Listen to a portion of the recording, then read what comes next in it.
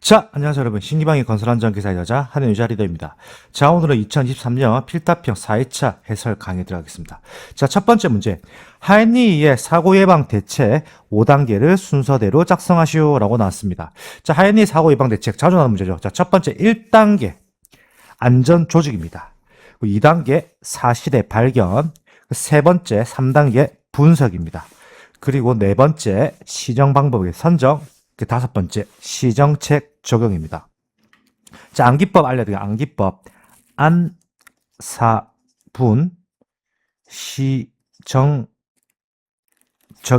이게 뭐냐면 안사분은 우리가 앞글자 따라 외우겠지만은 마지막 4단계랑 5단계가 시정 방법의 선정과 시정책의 적용입니다. 그렇기 때문에 암기법 자체가 시정적으로 되는 겁니다. 이해되시죠? 그렇기 때문에 안사분 시정적 외우시면 거기 중간중간에 글자를 맞춰 넣으시면 충분히 알 수 있습니다. 자, 넘어가겠습니다. 다음 사업장의 사고 만인율을 구하시오라고 나왔습니다. 자, 일단 보기 보시죠. 상시 근로자 수 4,000명이고요. 그 사고 사망자 수가 1명이라고 나왔습니다. 자, 사고 사망 만인율 바로 공식부터 하시겠죠. 상시 근로자 수 분의 사고 사망자 수 곱하기 1만입니다. 그러면 바로 우리가 식을 대입하면 되겠네요. 자, 상시 근로자 4,000명 나와 있죠. 그럼 4,000분의 사고 사망자 수 1이죠. 그럼 곱하기 1만 하시면 되죠. 그러면 2.50이 나오는데, 자, 이거 중요한 거. 단위를 써도 되고 안 써도 된다. 단위 써도 되고 안 써도 된다. 라는 게 주된 쟁점입니다. 자, 2.5 퍼만을 쓰시든 2.5 퍼만을 안 쓰시든 상관없는데 여기서 절대 쓰시면 할 거 보통 사람들이 이렇게 많이 쓰죠. 퍼센트라고.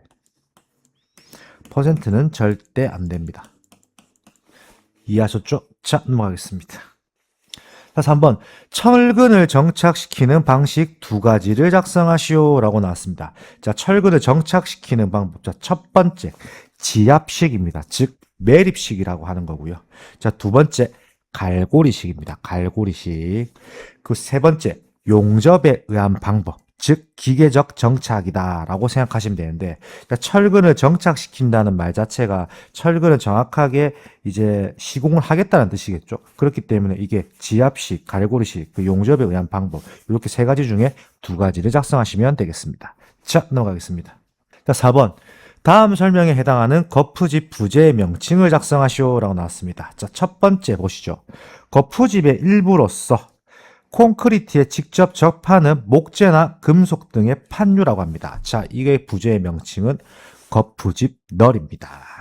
자, 두 번째. 타설된 콘크리트가 소정의 강도를 얻기까지 고정 하중 및 작업 하중 등을 지지하기 위하여 설치하는 부재 또는 작업 장소가 높은 경우에는 발판 재료, 운반이나 위험물 낙하 방지를 위해 설치하는 임시 지지제거든요. 자, 이거는 뭐냐면 여러분들 동발입니다. 자, 이번에 동발이가 없어서 제가 지금 영상을 찍고 온 26년도인데 우리가 지금 광주의 도서관 현장이죠. 광주의 대도서관 현장이 동발이가 없는 형식의 시공 방법을 택해서 하다가 이번에 결국엔 사고가 나서 무너져서 사고 사망자 수가 많이 나왔죠. 그렇기 때문에 저는 동발이가 없는 시공 방법은 지금 현재 시점에서는 아직까지는 아니지 않나라는 생각입니다. 왜? 동발이를 받치는 이유가 여러분들, 자, 제가 그림은 못 그리지만 약간 그려볼게요. 자, 이렇게 슬라브가 있다고 칠게요. 근데 이제 여기에다가 타설을 하겠죠. 근데 문제는 이게 지금 허공에 띄어져 있잖아요. 그럼 이 밑에 받쳐주는 게 없으면 여기에 지금 갑자기 콘크리트가 무게가 얼마나 무거운데요. 여기 위에서 떨어지면 쏘아 부르면 결국에 여기 지금 밑에 하중이 받치겠죠. 그럼 이 밑에 하중을 받쳐주는 역할이 동발입니다. 동발이. 이 밑에 받쳐주는 게. 근데 이 동발이가 없는 상태로 하는 시공 방법이 뭐 이번에 광주 대도서관 사건 그 사건에서 보면은 뭐 이게 뭐죠? 뭐 특수공법인가요? 하면서 뭐 승인을 받았다고 하는데 그 승인을 해준 사람도 특허청도 저는 징계를 먹어야 된다고 생각합니다. 과연 그게 정말 이 동발이가 없이 짓는 게 말이 될까요? 저는 안 된다고 생각하거든요. 여러분들 동발이 돼서 지금은 공부하는 초반 단계를 잘 모를 수가 있지만 왜 동바리가 중요한지는 여러분들 인터넷 조금만 검색해 보시고 그리고 우리 신기방기 건설 현장 기사 작업평 보시면 동발에 대한 설명 제가 자세하게 해놓고 있습니다. 그 동발에 대한 거 좀 정확하게 좀 보시면 될 것 같습니다. 자, 넘어가겠습니다. 자, 5번. 무죄 운동의 3원칙을 작성하시오 나왔습니다. 자, 우리가 이거 필기 때 자주 보던 내용이죠. 자, 바로 답안 보시죠. 첫 번째, 무의 원칙이죠. 저 두 번째, 선취의 원칙. 그 세 번째, 참가의 원칙입니다. 무죄 운동의 3원칙. 이렇게 세 가지 암기하시면 되겠습니다. 자, 넘어가겠습니다. 자, 6번. 근로자가 고소작업대에서 작업 중 작업대에서 떨어져 지면에 닿아 재해가 발생하였다. 재해 분석을 하시오랍니다. 자, 첫 번째. 재해 발생 형태를 물었죠. 자, 재해 발생 형태. 떨어진 거잖아요. 지금 떨어졌다는 말이 나오죠. 그러면 재해 발생 때 떨어짐이 되는 겁니다. 혹시 이렇게 쓰신 분 없겠죠? 추락. 안 됩니다. 재해 명칭은 여러분들 23년도에 법이 개정이 되었습니다. 이거 법 개정된 거 제발 좀 보십시오. 절대 사람이 다친 거는 뭐 추락, 낙하 이런 게 안 됩니다. 자, 두 번째. 기인물 물어봤고 세 번째 가해물 물어봤습니다. 자, 제가 이거 항상 하죠. 기인물. 원인이라고 했고요. 가해물은 제가 가해자라고 했습니다. 가해자. 자, 그럼 보시죠. 자, 기인물, 원인, 보시죠. 근로자가 고소작업대에서 작업 중 작업대에서 떨어져 지면에 닿아 재해가 발생했다. 자, 작업대에서, 그러니까 작업대가 원인이 되겠네요. 그러면 기인물은 뭐다? 작업대가 되는 거겠죠. 자, 가해물 보시죠. 가해물. 이제 가해를 한 걸 찾아야겠죠. 근로자가 고소작업대 작업 중 작업대에서 떨어져 지면에 닿았다고 했네요. 지면에 닿아 재해가 발생했다. 그러면 이건 결국에는 가해를 한 거는 바닥이 되겠네요. 즉, 지면, 바닥이 되는 거겠죠. 이해가 되시나요? 기인물과 가해물이 우리가 필기할 땐 찍으면 되겠죠. 근데 이거 정확하게 암기할 수 있는 거는 기인물은 원인이고 가해물은 가해자다. 이런 딱 자기의 머릿속에 주관이 갖춰진 상태에서 해당 문제를 푸신다면 무조건 맞출 수 있습니다. 절대 어렵지 않습니다. 자, 넘어가겠습니다. 자, 7번. 산업안전보건법령상 달비계 또는 높이 5m 이상의 비계를 조립 해체하거나 변경하는 작업을 하는 경우 준수사항을 세 가지 작성하시오라고 나왔습니다. 자, 이거는 우리가 알고 있는 법안 그대로 쓰시면 되겠네요. 자, 첫 번째, 관리감독자의 지휘하에 작업하도록 것 당연하겠죠. 자, 두 번째, 조립, 해체 또는 변경의 시기 범위 및 절차를 그 작업에 종사하는 근로자에게 교육을 할 것 당연한 거겠죠. 세 번째, 조립, 해체 또는 변경 작업 구역 내에서는 해당 작업에 종사하는 근로자가 아닌 사람의 출입을 금지시키고 그 내용을 보기 쉬운 장소에 게시할 것. 그건 뭐냐면 달비계 또는 높이 5m 비계를 조립, 해체할 때는 위험하겠죠. 위험하다는 거를 앞에 입간판을 세우겠죠. A형 입간판. A형 입간판을 세워가지고 장소에 게시해라 그 말입니다. 자, 그리고 네 번째, 비, 눈, 그 밖의 기상상태 불안정으로 인하여 날씨가 몹시 나쁠 때는 그 작업을 중지시킬 것 당연하겠죠. 비가 오고 눈이 오고 불안정한데 날씨가 나쁜데 그거 하다가는 제2의 2차 사고가 나게 되어 있습니다. 자, 나머지 5번과 6번은 제가 읽어드리진 않겠습니다. 5번, 6번의 내용들 참고하시고 보시면 되겠고요. 자, 이거는 이제 준수사항 세 가지 쓰라고 했는데 보통 1번에서 4번 정도까지만 외우시면 이 문제는 다 맞출 수 있다라고 생각합니다. 자, 넘어가겠습니다. 자, 8번. 산업안전보건법령상 사업주가 근로자에게 실시하는 안전보건교육 중 굴착면의 높이가 2m 이상이 되는 암석 굴착 작업 시 특별교육 내용 세 가지를 작성하시오 나왔습니다. 자, 굴착면 높이 2m인 특별교육 내용. 자, 이거 암기법 먼저 알려드리겠습니다. 암기법. 안방보폭입니다. 안방보폭. 자, 첫 번째 안 보시죠. 안. 안전거리 및 안전기준에 관한 사항. 방. 방호물의 설치 및 기준에 관한 사항.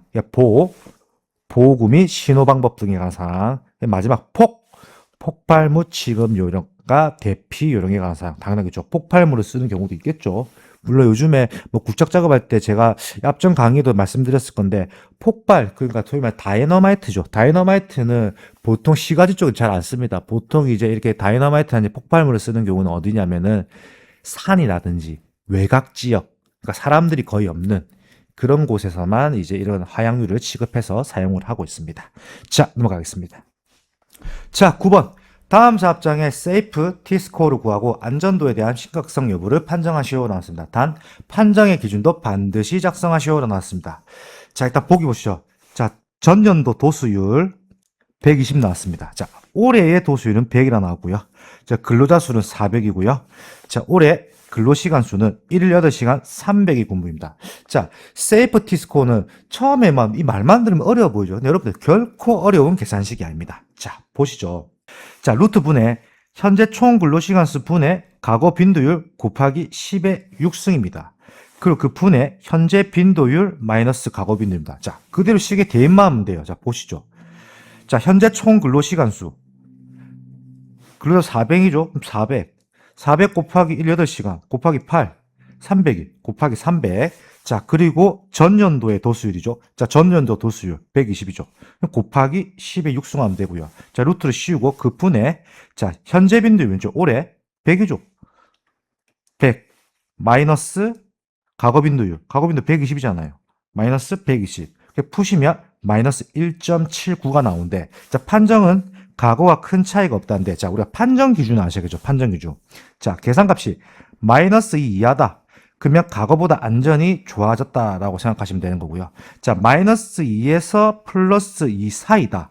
그러면 과거와는 큰 차이가 없다 되는 거고요. 자, 계산값이 플러스 2 이상이다. 그럼 과거보다 안전이 심각하게 나빠졌다는데, 자, 우리가 그러면은 여기 들어가네요. 마이너스 2에서 플러스 2 사이에 들어가죠. 그렇기 때문에 과거와 큰 차이가 없다라고 생각하시면 되겠습니다. 처음 해보면 계산식이 어려워 보였지만 결코 어려운 계산식이 아니었습니다. 자, 넘어가겠습니다. 자, 10번. 산업안전보건법령상 작업발판 일체형 거푸집 종류 4가지를 작성하시오라고 나왔습니다. 자, 암기법 먼저 알려드리겠죠. 갱슬 터클입니다. 갱슬 터클. 자, 첫 번째 갱폼, 두 번째 슬리폼, 세 번째 터널 라이닝 폼, 그 네 번째 클라인 폼입니다. 자, 이거 제가 쇼츠를 만들어 놨죠. 쇼츠에 재미난 암기법이 있습니다. 푸바오 암기법. 이렇게 암기하시면 되겠습니다. 자, 넘어가겠습니다. 자, 11번. 사질토 지방 계량공법의 종류 2가지를 작성하시오 나왔습니다. 자, 이 문제 좀 자주 나오네요. 자, 별표 2개. 자, 첫 번째, 다진 말뚝 공법이고요. 자, 두 번째, 바이브로 플로테이션 공법. 그 세 번째, 전기 충격 공법. 그 네 번째, 다진 모래 말뚝 공법입니다. 이렇게 4가지 중에 2가지를 암기하시면 되겠습니다. 자, 넘어가겠습니다. 자, 12번. 산업안전보건법령상 콘크리트 타설 작업을 하기 위하여 콘크리트 타설 장비를 사용하는 경우 사업주의 준수사항 3가지만 작성하시오라고 나왔습니다. 자, 이것도 자주 나오는 문제네요. 이것도 역시나 별표 2개. 자, 첫 번째, 콘크리트 타설 장비의 붐을 조정하는 경우에는 주변의 전선 등에 의한 위험을 예방하기 위한 적절한 조치랄 것. 가장 대표적인 게 전선 방호구겠죠. 이거 나중에 작업형 나옵니다. 작업형. 자, 두 번째, 작업 중에 집안의 집안 아웃트리거든 콘크리트 타설 장비 지지 구조물의 손상 등에 의하여 콘크리트 타설 장비가 넘어질 우려가 있는 경우에는 이를 방지하기 위한 적절한 조치랄 것. 당연하죠. 타설 장비가 지지 구조물 손상이 되어서 장비가 넘어진다면 큰 사고가 나겠죠. 이를 방지하기 위한 적절한 조치는 당연히 안전관리자가 해야겠죠. 자, 세 번째, 건축물의 난간 등에서 작업하는 근로자가 호수의 요동, 선해로 인하여 추락을 하는 위험을 방지하기 위하여 안전 난간 설치에 는 필요한 조치랄 것. 맞습니다. 이게 호수를 칠 때, 콘크리트 이제 타설을 할 때 호수가 있거든요. 그 호수가 요동선에 움직이다 보면은 이게 굉장히 이게 압력이 셉니다. 그럼 힘이 너무 강하기 때문에 우리가 그거를 자꾸 막 움직이다 보면은 이게 결국에는 뭐 작업팀장이나 작업반장이 아니고 처음 하는 사람이 그거 만지다 보면 괜히 이게 힘을 못 이기거든요. 그러면 뭐가 되냐면 그거 자꾸 움직이다가 그대로 떨어지는 겁니다. 제가 직접적으로 보진 않았지만 저희 선배가 있는 현장에서 이런 걸 봤거든요. 봤던 사례가 있습니다. 사고 난 사례를. 그렇기 때문에 이건 중요한 내용입니다. 자, 네 번째. 작업을 시작하기 전에 콘크리트 타설 장비를 점검하고 이상을 발견하면 즉시 보수할 것. 당연하죠. 점검을 하고 이상을 발견하면 즉시 보수해야겠죠. 왜? 작업하기 전에는 항상 그래서 뭐가 들어가면 이것도 약간은 현직에 대한 내용인데 건설 기계 점검표라는 게 있습니다. 이 점검표에 작성을 하고 투입을 시킵니다. 자, 암기법은 콘작건작이고요.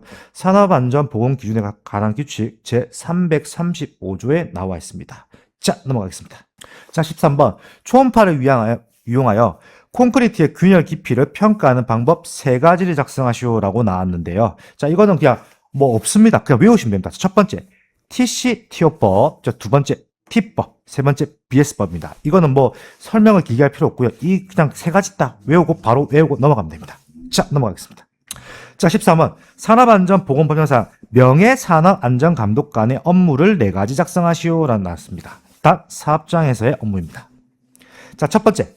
사업장에서 자체 점검에 참여 및 근로감독관이 하는 사업장의 감독을 참여한다. 맞죠? 명예산업안전감독관이기 때문에 그렇습니다. 자, 두 번째. 사업장 산업재해 예방계획 수립 참여 및 사업장에서 하는 기계기구 자체 검사에 참석을 한다. 왜? 명예산업안전감독관이잖아요. 감독관. 우리가 이렇게 생각합니다. 감독관이다 생각하면 돼요. 자, 두 번째. 법령을 위반한 사실이 있는 경우 사업주에 대한 개선 요청 및 감독 기관에 신고. 그러니까 이게 결국에는 사업주가 위반한 게 있으면 현장에서 관리 감독을 해서 그거를 그 위에 상위 기관에 보고하고 신고를 할 수 있다라는 겁니다. 자, 네 번째. 산업재해 발생에 급박한 위험이 있는 경우 사업주에 대한 작업 중지 요청. 맞습니다. 사업주는 야 빨리 해라 인건비 많이 나간다고 막 몰아세우겠지만은 명예산업안전감독관은 거기에 대한 작업 중지를 요청할 수가 있습니다. 자, 그리고 다섯 번째. 작업 환경 측정, 근로자의 건강 진단 시에 참석 및 그 결과에 대한 설명회에 참여를 한다. 자, 이거는 여러분들 꼭 저도 이게 안전관리자 업무를 하고 있지만 이거는 저도 역시나 같이 참여하는 부분입니다. 자, 나머지 여섯 번째. 직업성 질환의 증상이 있거나 질병에 걸린 근로자가 여러 발생하는 경우 사업주에 대한 임시 건강 진단을 실시 요청한다. 역시나 명예산업안전감독관이기 때문에 거기에 대해서 실시 요청할 수 있습니다. 그리고 일곱 번째, 근로자에 대한 안전수칙 준수 지도이고요. 그리고 여덟 번째, 법령 및 산업재해 예방 정책 개선을 건의할 수 있고요. 그 아홉 번째, 안전보건 의식을 돕기 위한 활동과 무죄운동 등에 대한 참여와 지원을 할 수 있다라고 되는데 이렇게 총 9가지인데요. 이 중에서 여러분들 외우기 쉬운 거 4가지를 외우면 되겠는데 제가 만약 외운다고 하면은 1번 그리고 2번 그리고 5번 그리고 6번을 암기하라고 하겠습니다. 아니면 7번이나요. 그럼 제가 다시 한다면 1, 2, 5, 7이 가장 암기하기 쉬운 답안 아닌가라고 생각을 합니다. 이거는 여러분들마다 사람들 생각이 틀리기 때문에 자기가 편하신 대로 그 중에서 4가지 외우시면 됩니다. 보통 요 4가지만 외우면 되기 때문에 이건 너무 많기 때문에 요 4가지만 딱 암기 놓으시면 되겠습니다. 자, 오늘 이것으로 23년 필답형 4회차 해설 강의가 종료되었습니다. 역시 24년 4회차도 23년도는 전체적으로 봤을 때 좀 쉽게 나오는 연도인 것 같습니다. 저는 신기방위 건설안전기사의 저자 한혜윤자 리더였습니다.